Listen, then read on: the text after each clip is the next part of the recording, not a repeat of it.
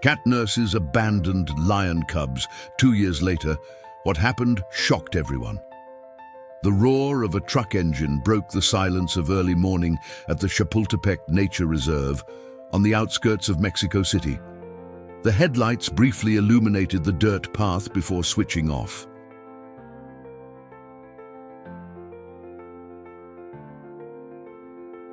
The truck stopped, and a hooded figure descended, carrying a cardboard box that was hastily deposited next to the entrance of the Wildlife Rehabilitation Center. Without looking back, the stranger returned to the vehicle and disappeared into the darkness as quickly as they had arrived. It was 4:37 in the morning when Lucía Ramírez, the veterinarian on duty, heard the engine driving away. With 8 years of experience at the center, she knew that sound all too well. Another nighttime abandonment. She sighed as she put a jacket over her uniform and grabbed her flashlight. In recent months, illegal trafficking of exotic species had increased dramatically in Mexico, and the center had become the final destination for many animals confiscated or abandoned by regretful buyers. What Lucía found upon opening the box momentarily took her breath away. 2 tiny balls of golden fur with barely perceptible spots were cuddling against each other, seeking warmth. Lion cubs, so small that their eyes hadn't fully opened yet. Based on their size, they couldn't be more than 2 weeks old. "My God," she murmured, carefully picking up the box to carry it inside. "Where did they get these babies from?" In the examination room, under the fluorescent light, the situation revealed itself to be even more precarious. The cubs were severely dehydrated and malnourished. Their ribs were visible under the golden fur, and their cries were weak, barely audible. "Ramon, I need help," Lucía called to her assistant, who was dozing in the break room. "We have an emergency." While they prepared saline solution and specialized formula, Lucía examined the small felines. They were 2 females, probably sisters from the same litter.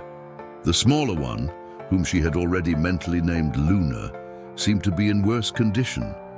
"They won't survive the night if we only give them bottles," said Ramon, concern evident in his voice. "They need more than that." Lucía knew he was right. Lion cubs this young required not only food, but also the constant warmth, stimulation, and antibodies that only a mother could provide. Without these elements, their chances were minimal. The center lacked the specialized facilities that other larger sanctuaries had for these cases. It was then that she remembered Frida. Frida was a 3-year-old calico cat who had arrived at the center 6 weeks earlier, rescued from an abandoned building. She was pregnant when they found her and had given birth to 5 kittens 3 weeks before. Unfortunately, only 2 had survived, which left Frida with plenty of nursing capacity and a strong maternal instinct still active. "It's crazy," said Ramon when Lucía explained her idea. "And I've never heard of a domestic cat nursing lions." "There are documented cases of interspecies adoptions," replied Lucía, already walking toward the area where they kept Frida and her kittens. "It's uncommon, but not impossible. And right now, it's the only real chance these cubs have." Frida's enclosure was a small but cozy room specifically adapted for her and her offspring. The cat raised her head when Lucía entered, her green eyes shining in the dimness. She had always been an extraordinarily calm animal, even by feline standards. Her 2 kittens, one tabby and one black, slept curled up against her belly. Lucía crouched at a respectful distance, carefully holding the 2 lion cubs. "I need your help, Frida," she murmured, knowing that it wasn't so much the meaning of her words, but her tone that mattered for communicating with the animal. What happened next was forever etched in Lucía's memory. Frida stood up, temporarily leaving her own kittens, and approached to sniff the newcomers. She spent several minutes examining them, occasionally licking their heads. Then, to Lucía's amazement, the cat gently took the smallest cub by the neck and carried it next to her own children. She returned and repeated the process with the second lion cub. "Incredible," whispered Ramon, who was watching from the doorway. In the following days, the center's team constantly monitored the situation. Against all odds, Frida had fully accepted the lion cubs as her own. She nursed them alongside her kittens, groomed them with the same dedication, and even seemed to be more protective of them, perhaps instinctively recognizing their vulnerability. The little lions began to recover. Their bodies gained weight, their eyes fully opened, and their cries became stronger and more demanding. Luna, the smallest, remained fragile but showed surprising tenacity. "Scientifically, this shouldn't work so well," commented Dr. Javier Alvarez, the center's director, after examining the cubs 2 weeks after their arrival. "Well, domestic cat's milk doesn't have all the nutrients that lion cubs need, but it is working," replied Lucía, pointing to X-rays that showed a remarkable improvement in the cubs' bone density. "Oh, it's not ideal, but combined with the supplements we're giving them, it's giving them a chance to survive." As the weeks passed, the unusual family became the center of attention for all the staff. Frida's domestic kittens, Max and Negrito, treated their adopted sisters as a natural part of their litter, despite the fact that the lionesses quickly outgrew them in size. They played together, slept in a pile of furry bodies, and learned from each other. It was fascinating to observe how Sul and Luna, as the lionesses were officially named, adopted behaviors typical of domestic cats. They tried to groom themselves like Frida, preferred to use the litter box instead of any other place, and responded to the sound of cat food bags opening.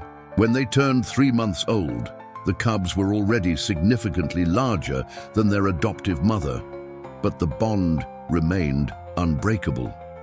Frida continued to be the undisputed authority in her small pack, capable of controlling the energetic lionesses with a simple meow or a stern look. "And I've never seen anything like this," commented a researcher from the National Autonomous University of Mexico who regularly visited to document the case. "This challenges many of our assumptions about behavior and imprinting in big cats." The case began to attract media attention. At first, the center tried to keep the situation private, concerned about the animals' welfare and possible legal complications related to the cubs' origins. But eventually, the story was too extraordinary to keep secret. The first news article appeared in a local newspaper, accompanied by a photograph of Frida lying patiently while Sul and Luna, already the size of medium dogs, tried to cuddle against her. The image went viral almost instantly. Soon, national and international media were requesting interviews and access to document the unusual family. The center established strict protocols for these visits, always prioritizing the animals' welfare. Despite the attention, the real challenge was just beginning. Sul and Luna were growing rapidly, and soon it would be impossible to keep them in the same facilities as Frida and her other children. "They need more space, more stimulation appropriate for their species," Lucía explained during a staff meeting 6 months after the rescue. "And eventually, they'll need to be transferred to a specialized sanctuary." The decision was painful but necessary. At 8 months of age, a new enclosure was prepared for the lionesses, adjacent to Frida's, but separated by a mesh that allowed visual and olfactory contact. The transition was stressful for everyone. Luna developed repetitive behaviors during the first few days, walking in circles and vocalizing constantly. Sul became temporarily aggressive, refusing to interact with the caretakers. Frida perhaps took it the worst. The cat spent hours sitting next to the mesh, watching her adoptive daughters, occasionally extending a paw through the holes when the lionesses approached. "It's heartbreaking," commented Ramon one afternoon as they watched Frida softly meowing toward the lionesses' enclosure. But it was inevitable. Eventually, everyone adapted to the new situation. Supervised visits became part of the routine. Under strict surveillance, Frida was allowed to enter the lionesses' enclosure for limited periods. These encounters were extraordinary to witness. Sol and Luna, now almost the size of adolescent lionesses, instantly transformed into submissive cubs before the small domestic cat, rolling onto their backs and soliciting grooming with deafening purrs. Time passed, and the center faced an inescapable reality. Sol and Luna would need a permanent home suitable for adult lions. After extensive research and negotiations, an agreement was reached with the Africam Safari Nature Reserve in Puebla, known for its excellent facilities for big cats and its focus on animal welfare. We'll transfer them when they turn 2 years old, announced Dr. Alvarez during a meeting. By then, they'll be mature enough to adapt to the new environment without severe trauma. The news, though expected, hit the team like a bucket of cold water, especially Lucía, who had developed a deep bond with the lionesses and with Frida. "And what will happen to Frida?" she asked, concern evident in her voice. "That's the complicated part," replied the director. "Technically, Frida could be adopted like any other domestic cat. She's fulfilled her function here. But that would devastate the lionesses," Lucía completed, "and probably Frida too." The matter remained unresolved for weeks as the center sought a solution that would respect the bonds formed between these very different animals. It was Africam Safari itself that offered the unexpected answer. Impressed by the story and recognizing the scientific and educational value of the case, they proposed something unprecedented. They would accept not only the lionesses, but also Frida and her 2 feline children as part of the transfer. They would adapt special facilities that would allow the unusual family to maintain safe contact, while also creating an educational program around their story. The day of the transfer arrived exactly 2 years after that cardboard box appeared at the center's door. Sol and Luna had grown into healthy young lionesses, without any of the developmental problems that the veterinarians had initially feared. Their personalities were distinctive. Sol was confident and playful, while Luna maintained the cautious reserve that had characterized her since she was a cub. The special transporters were placed next to each other in the climate-controlled vehicle. Surprisingly, Frida's presence in her own nearby cage seemed to calm the lionesses during the 4-hour journey to Puebla. The arrival at Africam Safari was covered by national media. Cameras captured the moment when the lionesses cautiously explored their new and spacious enclosure, designed to emulate their natural habitat with shaded areas, elevated platforms, and shallow pools. What the cameras didn't show, by decision of the sanctuary, was the private moment when Frida was introduced to a connected but safe area, and the emotional reunion that followed. "I've never seen anything like this in my 20 years working with felines," commented Africam's head caretaker, visibly moved. Those lionesses recognized the cat instantly. The sound they made, it wasn't a roar or a growl, it was almost like a kitten's meow upon seeing its mother. In the following months, the unusual family became the main attraction of the sanctuary. A special exhibit was designed to allow the public to observe the interactions during limited periods, always prioritizing the animals' welfare. An educational program explained the story of Frida and her daughters, using it to raise awareness about the illegal trafficking of exotic species and the importance of conservation. Animal behavior researchers from various universities requested permission to study this extraordinary interspecies relationship. The preliminary findings challenged many previous notions about imprinting and development in big cats. Understand, the most fascinating thing is how they maintain typically domestic behaviors despite now being in a much more natural environment, explained Dr. Mariana Lopez, an ethologist from UNAM. And they still respond to stimuli that would normally only affect domestic cats, like the sound of a scratching post or a can of food opening. For Lucía, who had been hired as a special consultant by Africam Safari to oversee the animal's adaptation, the experience was bittersweet. She had dedicated 2 years of her life to this improbable family, and now she had to let them continue on their path. "They're happy here," she told Dr. Alvarez during her final visit before returning to Mexico City. Frida seems to have accepted her new role as grandmother rather than mother. She no longer tries to groom them constantly, but she's always vigilant. What no one expected, and what truly shocked everyone, occurred approximately 6 months after the transfer. Sol and Luna were gradually introduced to Simba, a young male lion rescued from a circus, as part of a potential breeding program for the future. The caretakers expected initial rejection, possibly aggression, or at least extreme caution from the lionesses who had grown up with such an unusual imprint. Instead, Sol and Luna showed surprisingly normal socialization behavior. After the initial phase of recognition and hierarchy establishment, they accepted Simba into their territory. Even more shocking was that, during one of the supervised visits, Sol and Luna actively presented Simba to Frida as if they were instinctively seeking their adoptive mother's approval. "It was one of the most extraordinary moments I've witnessed in my career," recounted the head caretaker. The lionesses guided the male toward the contact area with Frida, vocalizing in a way we had never heard before. When Frida appeared, both sat on either side of Simba, as if formally introducing their boyfriend to their mother. Frida, to everyone's amazement, maintained the dignified composure that characterized her.